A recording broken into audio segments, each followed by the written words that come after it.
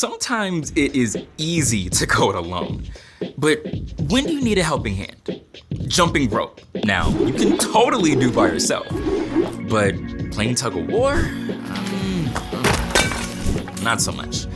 Organizing your room? You can do that on your own, even if you don't want to.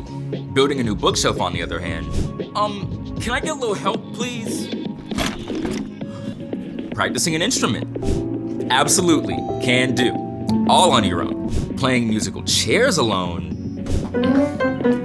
No. See, some things are better done with a partner or a team.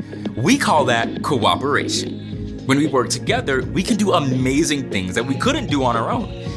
It's like being on one big team where everyone is important. God made us to cooperate because God knows that we're better together. Whether it's helping a friend with homework, sharing school supplies, or encouraging a friend who's sad. When we share ideas and work as a team, we're living out God's plan. We can show the world what it looks like to love like Jesus, and as we work together to do more than we could alone, others can see God. That's why cooperation is an amazing way to worship God with your life. Because worship is about more than just singing loud, it's all about living loud.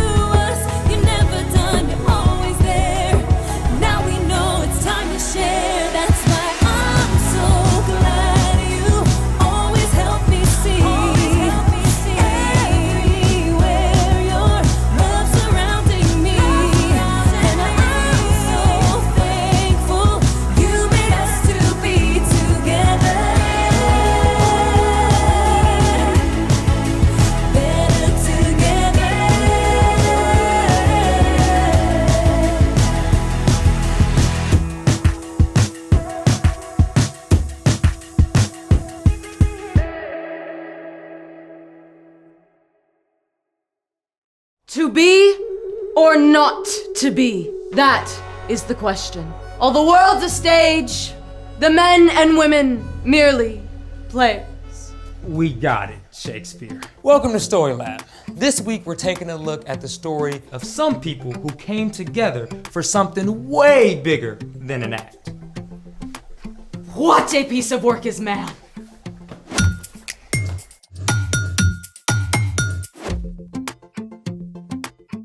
Hey, I'm Carter. And I'm Skylar. We're talking about the way God created us to work with others. And the things we can do better together. Like... Put on a dramatic theatrical production. Okay, you're being kinda extra, but the dry ice effects are pretty cool. Right? Dry ice is frozen carbon dioxide. Hot water causes it to sublimate or change directly from a solid to a gas. The resulting fog is a mix of carbon dioxide gas and cold, humid air. The stage is set. We just need to recruit a few more cast and crew for our epic theatrical event. It's just me and you today, pal. Are you trying to upstage me? I was just going to suggest maybe making some epic fog bubbles instead. To pop or not to pop? That is the question. Let's make it! Okay, the first thing you need for your epic fog bubbles is dry ice. Now, dry ice is actually negative 109.3 degrees Fahrenheit. So always use thick gloves and make sure you have a grown-up to help you. Okay, you will also need a 2-liter bottle filled with warm water and the very top part cut off. You'll need a small funnel, plastic tubing, a cup or beaker, bubble soap solution, and a tray coated with a little more soap and water. Okay, Maestro. How do we do this? Step 1. Mix equal parts soap solution with water in the cup or beaker. Step 2. Fit the funnel into one end of the tubing. The stage is set. Exactly. Step 3. Drop the dry ice into the 2-liter bottle and add water. Don't forget your glove.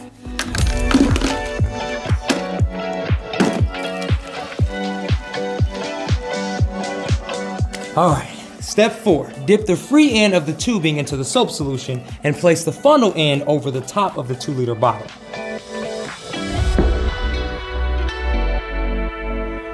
Whoa! Ooh, can I pop it? Yeah, be my guest. Now let's use the big one. Whoa! See that? That's crazy. It's like cloudy. Whoa. Look at the smoke coming through. Look how big they're getting.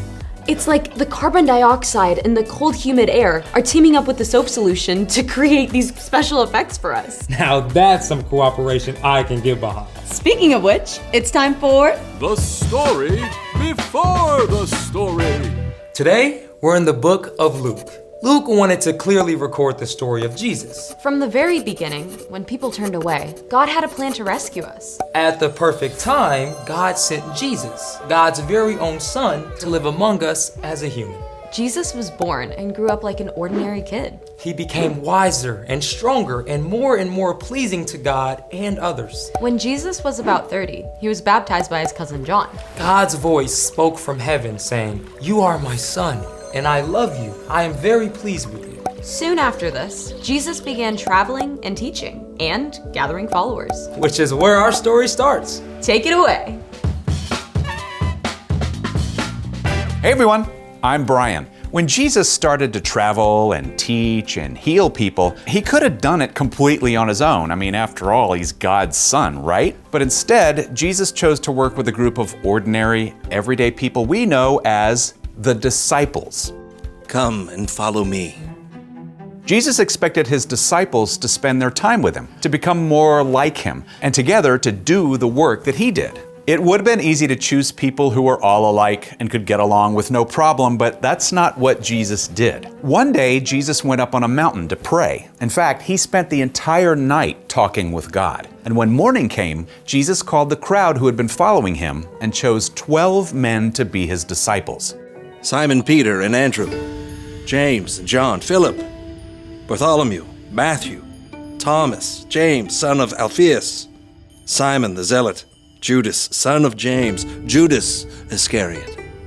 Let's zoom in now and take a look at some of these guys. First off, we've got Simon Peter and Andrew and James and John. All 4 of them were fishermen. Fishermen at this time were hard workers, but often gruff and rugged, not the kind of person you would want maybe at a dinner party. Plus, they were 2 sets of brothers. I mean, do you always get along with your siblings?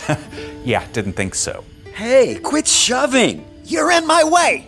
Jesus knew exactly what these men were like, but he borrowed Peter's boat to teach from, and then instructed Peter to throw out his nets in the same place he'd caught nothing all night. The men caught so many fish, they almost sunk the boats. Go away from me, Lord. I am a sinful man. Don't be afraid. From now on, you will fish for people. If these fishermen were kind of rough around the edges, Matthew was the opposite.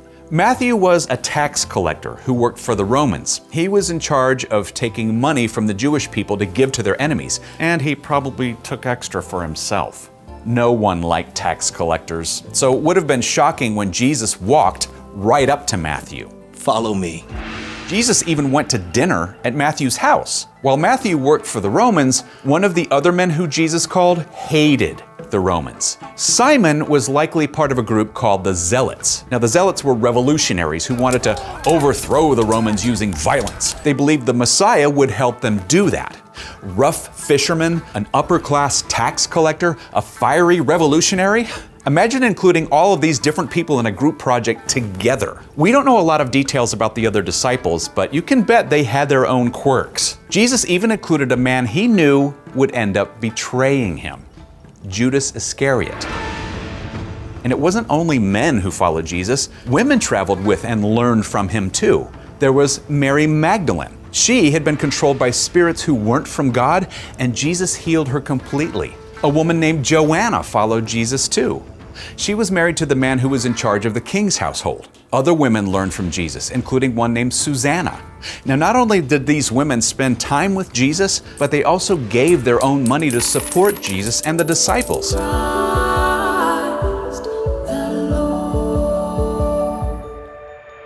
And Jesus welcomed their help. Women and men, people from all different backgrounds, people who would never have talked to each other on the street, Jesus invited them all to join him. Jesus knew that the more time these people spent with him, the more they would become like him, and the more they could lay aside their differences to work together. The end. It's so easy to think of the disciples as just some guys in Bible robes. But the true story is so much more. Yeah, Jesus was laying a foundation for all of his followers to work together. Including us? So, what's our part in the story? Jesus invited a group of people who were totally different from each other to follow him and help spread the news of God's kingdom. Following Jesus meant they had to learn how to cooperate. And cooperation is working together to do more than you can do alone. I mean, let's be real, there are times it may seem easier just to do something yourself. Yeah, like when my mom tells my sister and me to do the dishes together, we usually end up fighting. Or sometimes I just feel like I know the best way to do something. You might be great at doing something on your own, but God designed us to work together. We're created to need other people. Cooperating with others, even if it feels hard, will help you grow to become more like Jesus. And when we can look past our differences, we can definitely do more together. Like putting on a play or a choir concert. Or planning a surprise from the whole class for your teacher on her birthday. Or even just working with your family to get the house cleaned up before company comes over. If you don't feel like cooperating all the time, that's okay. You can ask God to give you peace and patience to work together. Yeah, and sometimes cooperation can actually be a lot of fun. It's been a blast cooperating with you guys. Right back at you. See you next time. So, here's the thing. Jesus wants us to work together. Whether you're acting out a story, Helping plant a community garden, cleaning up the kitchen after dinner, or doing an awesome science experiment. ooh, can we make an ultra super giant bubble this time? Let's find out.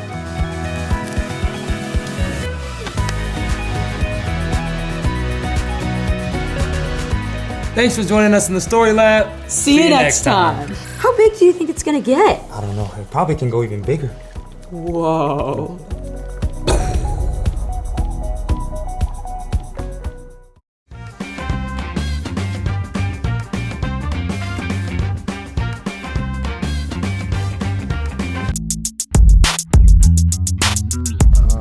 No.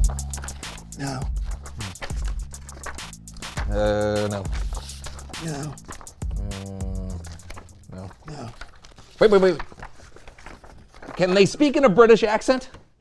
Can you? Well, I certainly can. Oh.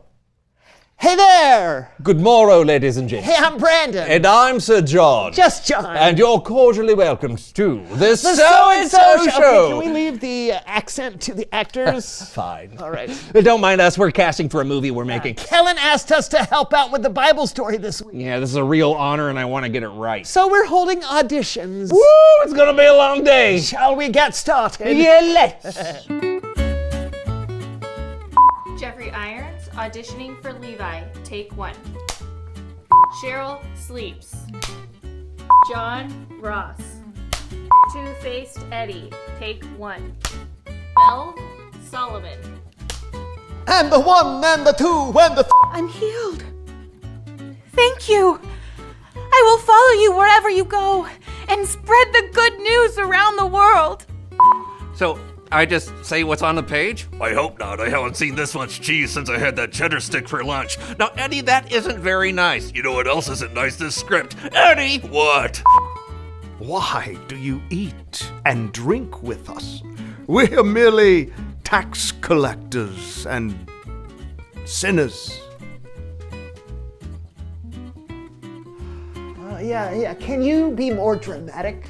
Oh, sure, sure. And then we want to paint the boat. Really give it some texture. Just swoosh. And then dab a bit of seafoam green to really make the fish scales shine. Captain Anxiety, take 1.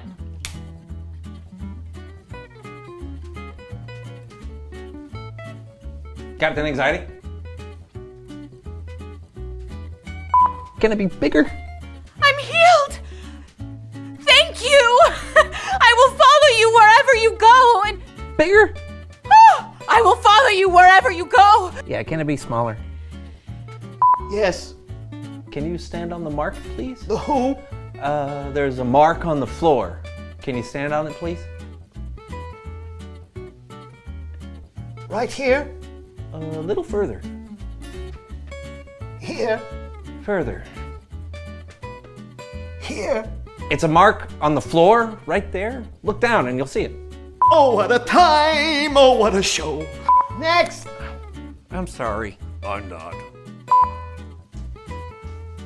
I'm sorry, what are you painting?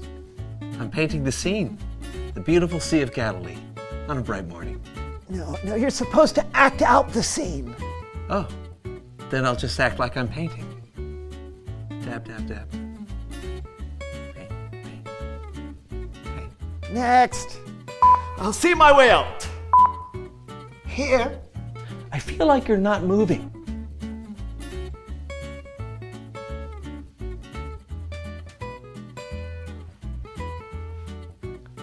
Here?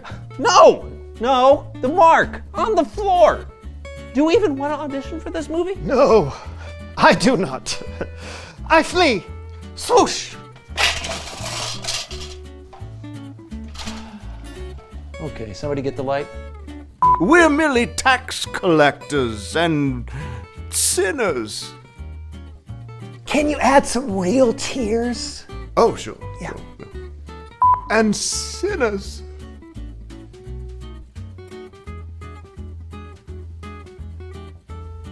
Wow. Can the tear come from the other eye? Oh, yeah, of course. You're hired. Hey, all right. We did it! We sure did! Yeah, now we just have to make the movie. And done. With what? The movie? How did you? No time to explain. Why not? Well, because it's Bible story time with Kellen!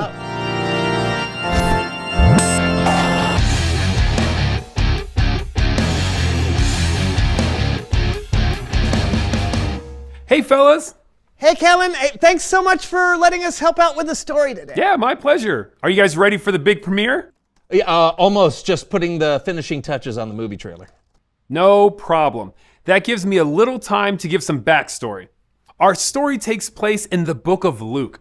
When Jesus began his ministry, he traveled from city to city, teaching people, healing those who were sick or hurting, and showing love to everyone. Along the way, he gained followers. A small group of them would be called the 12. Finished! Perfect timing. It's showtime. Ooh. In a world of land and sea, also known as Galilee, there was a fisherman named Simon Peter, who would become a fisher of men. Go out into the deep water and let down your nets. We've been fishing all night and haven't caught anything. But I'll do it if you say so, Jesus.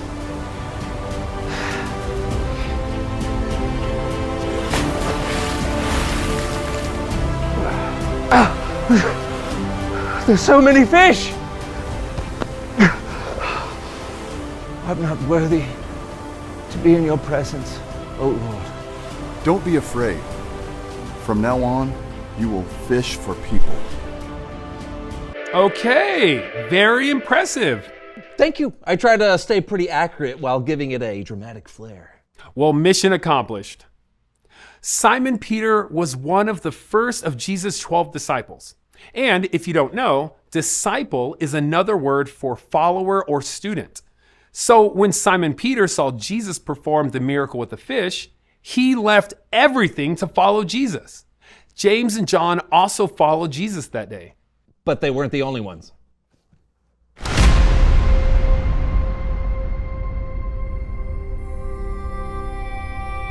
In a world where money is king, there was a tax collector who met a new king. His name was Levi, also known as Matthew. Follow me. Despite his past, Jesus chose Levi to follow him. So Levi threw a party. Why do you eat and drink with us? We're merely tax collectors and sinners. Healthy people don't need a doctor. Sick people do. I have come to get sinners to turn away from their sins. Riveting. Thank you. Jesus had a mission to help people turn to God. So he chose different kinds of people to follow him. He chose a fisherman, a tax collector, and another disciple named Simon, who was probably a revolutionary called a zealot. Jesus even chose a man that would one day betray him, named Judas Iscariot. The people he chose to follow him were all very different, but Jesus wanted them to work together to help accomplish the mission. Right, and it wasn't just the 12 disciples that helped. That's true. Show us more. In a world where 12 disciples left their jobs to follow Jesus, there were women who helped support them. 73! I count 73! That is how much I have for the cause! Joanna! This is from me. Thank you! Susanna! Here is my money. I give it with all my heart. We shall give this to the 12, and together we will spread the good news of Jesus to the world! Coming soon to a town near you, Simon Peter, Andrew, James, John, Philip, Bartholomew, Matthew, Thomas, the other James, the other Simon, Judas, and the other Judas. These are the 12 disciples. And these are the women who followed Jesus: Mary Magdalene, Joanna, Susanna, and more. They worked together for Jesus as the followers. Wow, that was pretty epic. Well, it's an epic story. It sure is. Jesus brought together men and women to follow him, and he wanted them all to work together so that God's love could be spread to more people and the good news could travel further. He wants us to work together for the same reason. Yeah, that's so incredible, Kellen. Thanks for working together with us every week. Same. And great job on the movie. Hey, see you next time. Bye. Okay, you gotta tell me, how did you finish that movie so fast? Well, with cooperation, I had the actors and a whole team of people helping me with the editing, sound, and music. Well, plus, I had you. Thank you for helping me. Yeah, my pleasure. Can I ask you for one more thing? Sure. Reveal the question! Oh, when have you seen people work together? Today. Well, that's true. And, remember that time you helped me get my foot out of the quicksand? Yeah, it was a sandbox, but I remember. We worked together and rescued your foot. And that time I got stuck on the roof? I had to ask the neighbor for a ladder. Yeah, you worked together with him? Yeah, I sure did. Hey, can you work with me by not getting stuck in so many places? I can't make any promises, but I'll do my best. Okay. Hey, there are probably people all around you who cooperate every day, whether that's at school, at church, or at home. So think about it. When have you seen people work together? Talk about it with someone. And we'll see you next time on The So-and-So Show! What do you think of this one? Yeah. I feel like he might be a little old for the role. Galilee, here we go. Catching fishes, now we're fishers of men. Everybody loves burnt umber. Have you ever used umber that wasn't burnt? Oh, phone's ringing. Hello? Sorry. Wrong umber.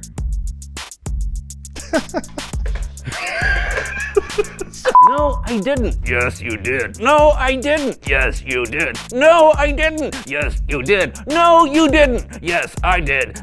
Oh. Gotcha. Thanks. He goes. This is for a silhouette, right? Yep, this is all for silhouette. No. The mark. So sorry.